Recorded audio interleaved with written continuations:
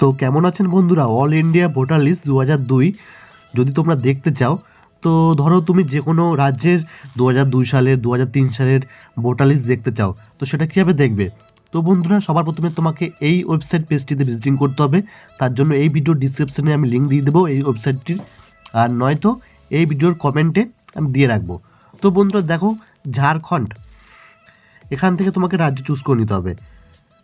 তো যেই রাজ্যের তুমি 2002 সালের ভোটার লিস্ট দেখতে চাও, এখান থেকে তোমাকে সেই রাজ্যটাকে চুজ করে নিতে হবে। তো এখানে রাজস্থানে একটু প্রবলেম হচ্ছে, যে পেজটা ওপেন হচ্ছে না। তো এখানে তেলেঙ্গানা, তামিলনাড়ু এগুলো সমস্যা কিছু করছে। তো বাকি যেই রাজ্যগুলো আছে সেগুলো ভোটার লিস্ট খুব তাড়াতাড়ি বেরিয়ে যাচ্ছে, এখান থেকে তোমরা দেখতে পাবে।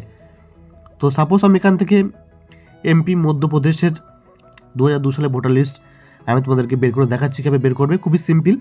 তো ওয়েস্ট বেঙ্গলের ভোটার লিস্ট কীভাবে বের করবে সেটা তো তোমরা নিশ্চয়ই জানো। তো এখানে মেঘালয়া, মধ্যপ্রদেশ, তো মধ্যপ্রদেশ চুজ করলাম, ডিস্ট্রিক্ট চুজ করব।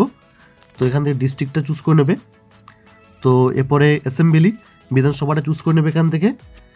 তো এটা চুজ করে নিলাম। এরপরে pulling station number and name, তো কোন জায়গায় ভোটটা দিয়েছিল সেটার রুম নাম্বার 1, 2, 3 করে আছে, সেটা আমি আগেও ভিডিওতে আমি বলেছিলাম। রুম নাম্বার দেখে তোমরা এগুলো বের করবে, নাহলে বের করা খুবই অসম্ভব হয়ে পড়ে।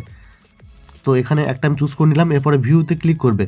ভিউতে ক্লিক করার পরে এই পেজটা দেখবে ডাউনলোড হয়ে যাবে পিডিএফ ফাইলে।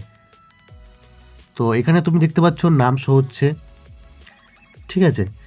তো এখান থেকে তোমাকে কীভাবে বের করতে হবে, এখানে দেখো নামগুলো আছে। তো যদি রামলাল থাকে, রামলালের পর থেকে দেখো জগন্নাথ থাকলে জগন্নাথ, এইভাবে নাম আছে।